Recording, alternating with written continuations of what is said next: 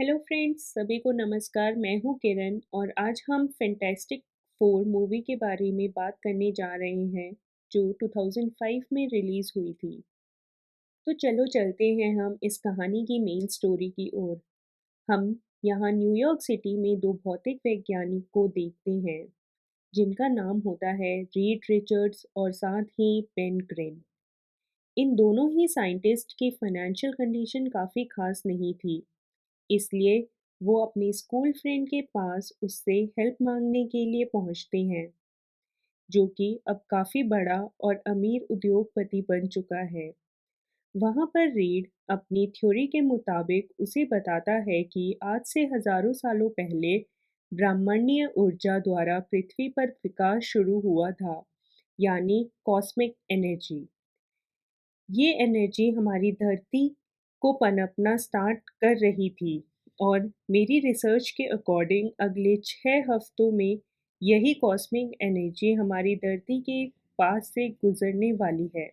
अगर हम कुछ समय के लिए अंतरिक्ष में जाकर उस एनर्जी पर शोध करें, यानी कि उस पर एक्सपेरिमेंट करना शुरू करें, तो उसके धरती पर पहुंचने से पहले इंसानी जीन्स को काफ़ी बेहतर बना पाएंगे और फिर ना ही कोई विकृति होगी और ना ही कोई कमज़ोरी होगी। हम इंसानों को एक अलग ही लेवल पर पहुंचा पाएंगे, जिससे इंसानियत का भला होगा और साथ ही कोई भी बीमारी नहीं होगी। यह बात सुनकर विक्टर वॉन डुन, जो कि वॉन डुन इंडस्ट्री का मालिक होता है, वो इस बात से एग्री कर जाता है। पर वहीं पर वो एक शर्त भी रखता है कि जितना भी प्रॉफिट होगा उसका 75% वो अपने पास रखेगा और जितना बचेगा यानी 25% वो उन दोनों को देगा।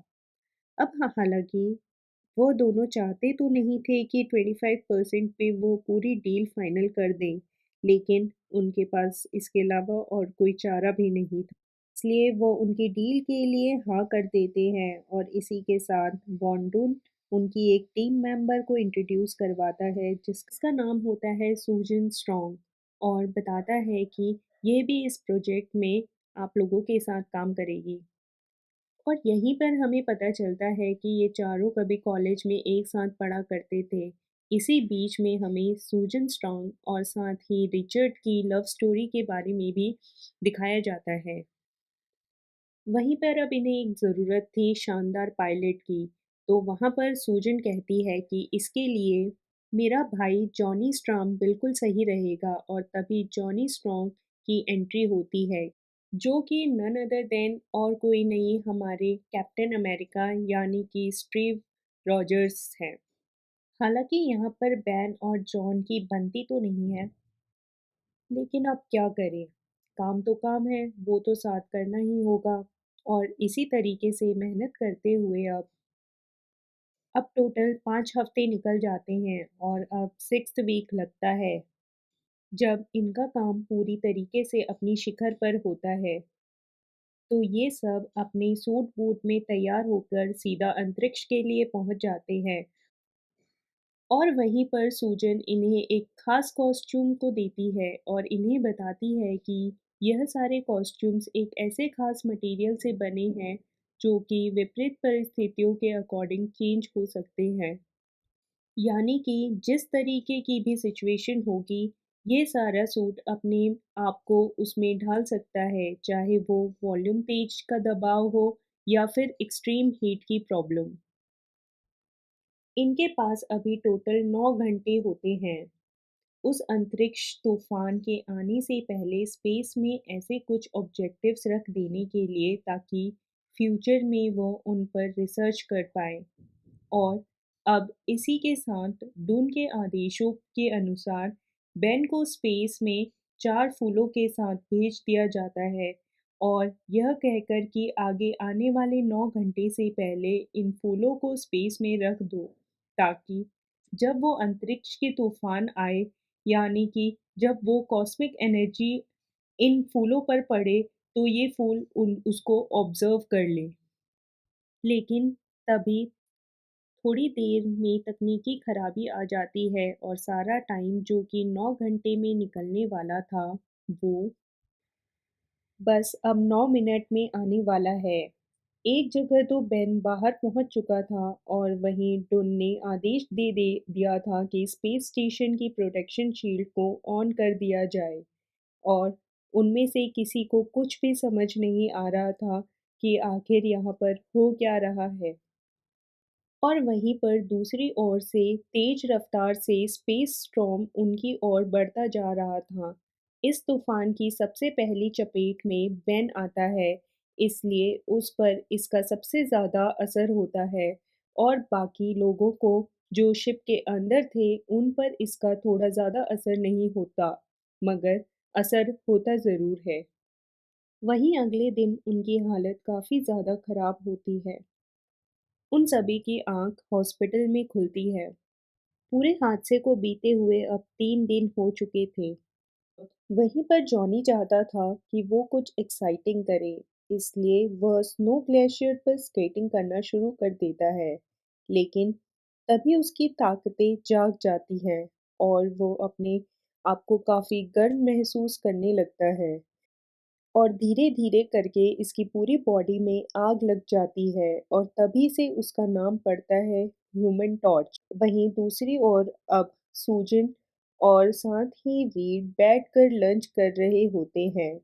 तभी बातों ही बातों में जब सूजन थोड़ा शाय महसूस कर रही होती है तो वह धीरे-धीरे इनविजिबल होने लग जाती है और गलती से उसके हाथ से एक वाइन की बॉटल गिर जाती है। तब अपने स्ट्रेचेबल हैंड से रीड उस बॉटल को पकड़ लेता है। तब उसे पता चलता है कि उसकी बॉडी काफ़ी स्ट्रेच हो सकती है और इसी तरीके से उन्हें कहा जाता है मिस्टर फैंटास्टिक और वहीं सूजन को कहा जाता है इनविजिबल वूमेन।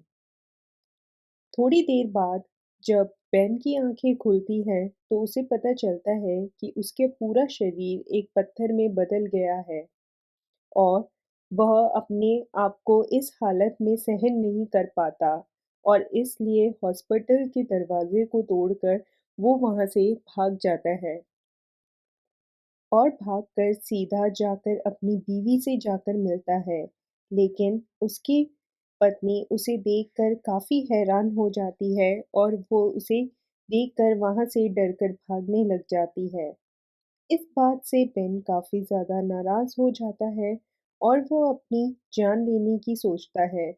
वहीं वो जान लेने के लिए एक ब्रिज पर जाता है। उस ब्रिज पर एक और इंसान खुदकुशी के लिए पहुंचता है। लेकिन तभी बेन उससे पूछता है कि क्या तुम्हारी प्रॉब्लम मुझसे भी ज़्यादा बड़ी है? एक बार मुझे देखो और महसूस करो कि क्या तुम मुझसे भी ज़्यादा परेशान हो? और तब वो इंसान उससे डर कर उससे पीछे हटने की कोशिश करने लगता है। लेकिन तभी बेन उसे समझाता है कि मुझसे मत डरो, मैं तो तुम्हारी हेल्प करना चाहता हूँ और बेन अनजाने में उस इंसान की हेल्प करते-करते नीचे गिर जाता है और एक ट्रक से जाकर टकरा जाता है और उसके टकराने की वजह से पूरे ब्रिज पर सारी गाड़ियाँ आपस में एक दूसरे से टकरा जाती है और ठुक जाती है। अब ये सारी घटनाएँ न्यूज़ में दिखाई जाने लगती हैं और जैसे ये बातें न्यूज़ चैनल पे आती हैं तो रीड, जॉनी और साथ ही सूजन उस जगह पर पहुंच जाते हैं, मगर रोड पर हुई घटना की वजह से वहां पर गैस सिलेंडर फट जाता है, जिसकी वजह से वहां पर काफ़ी आग फैल जाती है और कुछ बच्चे आग की चपेट में आ जाते हैं, लेकिन तभी जॉनी उन्हें बचा लेता है। कुछ फायर ब्रिगेड्स वहां पर टकराने की वजह से नीचे गिरने वाली होती है, लेकिन तभी उनकी मदद के लिए मिस्टर फैंटास्टिक और सूजन उनकी हेल्प करते हैं। कुछ बच्चे उस आग की चपेट पर आने वाले होते हैं, लेकिन तभी वहां पर जॉनी उन्हें बचा लेता है। कुछ फायर ब्रिगेड्स वहां पर ब्रिज से नीचे गिरने वाली होती है, लेकिन तभी वहां पर उनकी मदद के लिए mister fantastic and invisible woman आ जाते हैं। यहाँ पर हमें पता चलता है कि इनविजिबल वुमन के पास में एक फोर्स फील्ड क्रिएट करने की भी पावर है और अब सभी लोगों को बचा कर तो वो अब एक तरीके से मसीहा बन जाते हैं। हर न्यूज़ चैनल पर हर जगह अब उन्हीं की बातें चल रही होती है। इसी के साथ उन्हें नाम मिलता है फैंटास्टिक फोर। अब आगे हमें पता चलता है कि उस कॉस्मिक एनर्जी का प्रभाव वैसे तो ड्यून पर भी पड़ा था, लेकिन उसकी शक्तियाँ क्या होती है वो अभी तक पता नहीं था। अब रीड सीधा जाकर डेन से मिलता है और कहता है कि तुम ऐसी मशीन बनाओ जिससे हम सभी वापस अपनी नॉर्मल लाइफ में आ सके। और इसी के साथ रीड डुन की एक लैब में अपना काम स्टार्ट कर देता है और इसी के साथ साथ वो सभी अपनी एबिलिटीज पर भी काम करना शुरू कर देते हैं कि आखिर वो सब क्या-क्या कर सकते हैं। सबसे पहले जॉनी की बारी आती है। वो अपने टेम्परेचर को चेक करता है, तो हमें पता चलता है कि वो अपने टेम्परेचर को 4000 डिग्री सेल्सियस तक भी पहुंचा सकता है, यानी कि सुपरनोवा जितना गर्म। वहीं सूजन अपनी फीलिंग्स को कंट्रोल करके कभी भी इनविजिबल हो सकती है और वापस रियल फॉर्म में आ सकती है। और खुद डॉक्टर रीड जो कि खुद अपनी बॉडी को पूरे तरीके से फ्लेक्सिबल बना सकते हैं। वहीं पर हमें कहानी का एक दूसरा पहलू भी दिखाया जाता है, जहाँ पर जॉनी जिसके पास में आग को उगलने की पावर होती है, वो अपने पावर्स को पाकर बहुत खुश होता है। वहीं दूसरी ओर बेन ग्रिन जिसका पूरा शरीर पत्थर का बन गया है, वह अपनी पावर से खुश नहीं होता क्योंकि उसकी हर करीबी चीज अब उससे दूर हो चुकी थी, जिससे वो प्यार करता था। वह उसकी पत्नी और उसकी शादी तोड़कर जा चुकी थी। इसलिए बेन चाहता था कि वो अपनी शक्तियों को त्याग दे। वहीं पर जॉनी ये चाहता था कि हमेशा ये शक्तियां उसके पास रहे। इसलिए आए दिन उनके बीच में लड़ाइयाँ होती रहती थी और अब डूम को इनके बारे में पता चल चुका होता था। डूम ये समझता था कि अगर वो इन चारों को खत्म कर दे तो इस दुनिया में सबसे सर्वशक्तिमान वही रहेगा और इसके लिए वो अब एक अपना प्लान बनाता है। वो सबसे पहले जाकर बेन से मिलता है और उससे कहता है कि मैं तुम्हारे शरीर को देखा है। तुम्हारा शरीर देखने में कितना भद्दा दिखता है और इसकी वजह से तुम्हारी शादी भी टूट गई। अगर मैं चाहूँ तो तुम्हारे शरीर को फिर से पहले जैसा बना सकता हूँ। और उसकी मीठी चुपड़ी बातों में बेन आ जाता है और वहीं से वो दोनों पहुंच जाते हैं जहां पर रीड ने एक ऐसी मशीन बनाई होती है जो कि कॉस्मिक एनर्जी के प्रभाव को बिल्कुल रिवर्स कर देती है। उस मशीन में जाने के बाद जब बेन की पावर में थोड़ी कमी आने लगती है तब उस कमी को पूरी कर देता है वहां पर डूम और द थिंग बन जाता है फिर से बैन ग्रेन। और इस तरीके से डून का पहला काँटा तो निकल जाता है। अब अगली बारी होती है जॉनी की, जो कि ह्यूमन टॉर्च था। अब उसको मारने के लिए उसने हीट रिज़र्व मिसाइल का यूज़ किया। ये हीट रिज़र्व मिसाइल जैसा कि मैंने आपको बताया था कि फ़ास्ट एंड फ्यूरियस में वो अपनी मिसाइल को ट्रैक करके उसका पीछा करती है, वैसे ही भयंकर ब्लास्ट में उड़ा देती है। डुन ने उसी हीट रिजर्व मिसाइल का यूज करते हुए जॉन को मारने की कोशिश करी, लेकिन जॉन भी कहाँ कम था। वो उसकी आंखों में चकमा देकर लेकिन जॉनी भी कहाँ कम था। वो अपनी शक्तियों को लेकर पानी में जाने लगा और वहां से उसके मोशन डिटेक्टिव को थोड़ा सा चकमा दे दिया, जिससे कि ब्लास्ट तो कहीं और हुआ और जॉनी बच गया। और अब बारी थी रीड की।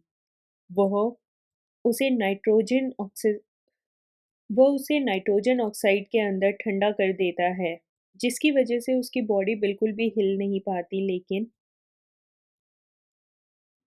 लेकिन सूजन वहां पर पहुंच जाती है अपनी इनविजिबल ताकतों की वजह से और रीड को बचा लेती है। यहाँ पर हम देखते हैं कि डॉक्टर डूम सबको मारना चाहते हैं। इसका मतलब अब वो सबसे शक्तिशाली बनना चाहता है। अगर वो एक बुरा इंसान है तो और वो सबसे सर्वशक्तिमान बन गया तो इस दुनिया को न जाने क्या होगा, और इसीलिए अब वो अपने शरीर को वापस द थिंग में बदल लेता है और सीधा लड़ने के लिए पहुंच जाता है। और अब हमें इस मूवी की एक तगड़ी फाइट यहाँ पर दिखाई जाती है, जहाँ पर यहाँ चारों यानी कि फैंटास्टिक फोर मिलकर डूम का सामना करने लगते हैं। और यहीं पर हमें डॉक्टर डूम की सारी पावर्स का पता चलता है। इसके पास में टेलीकाइनेटिक और स्टील की बॉडी, सुपर ह्यूमन स्ट्रेंथ और काफ़ी सारी इलेक्ट्रोमैग्नेटिक पावर होती है। हम देखते हैं कि ये अकेला डूम ही इन चारों पर भारी पड़ रहा था। लेकिन ये चारों भी यहाँ पर कहाँ कम थे। वो चारों भी, और उसे नस्ते नाबूद करने के लिए जॉनी अपनी सुपरनोवा पावर का इस्तेमाल करता है और एक बवंडर बना देता है। इस बवंडर से ही कहीं पूरे शहर में आग ना फैल जाए, इसलिए अब इनविजिबल वुमेन अपनी फोर्स फील्ड वाली पावर को यूज करके उसके आगे पीछे घुमा देती है, जिसकी वजह से उस छोटे से एरिया में इतना ज़्यादा गर्मी हो जाती है कि डॉक्टर डूम का पूरा शरीर अब जलने लगता है। वहीं पर अब द थिंग पानी की मदद से उस पूरे जलते हुए शरीर को एक ठंडे पत्थर में बदल देता है, और इसी के साथ शहर पर आने वाला एक बड़ा खतरा टल जाता है। इस मूवी के एंड में हमें सब कुछ शांत दिखाया जाता है, एक हैप्पी एंडिंग होती है और हर कोई पार्टी बना रहा होता है। वहीं पर हमें दिखाया जाता है कि अब सूजन और रिचर्ड अपना पर्सनल टाइम भी स्पेंड कर रहे होते हैं, और वहीं पर रिचर्ड अब सूजन को एक रिंग देता है और साथ ही प्रपोज करता है। और इसी के साथ ये मूवी यहाँ पर ख़त्म होती है।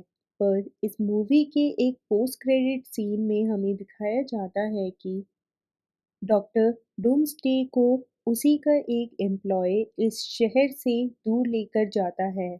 इसका मतलब ये है कि नेक्स्ट पार्ट में हमें डॉक्टर डूम फिर से नज़र आएंगे, और इसी के साथ ये मूवी यहीं पर ख़त्म होती है।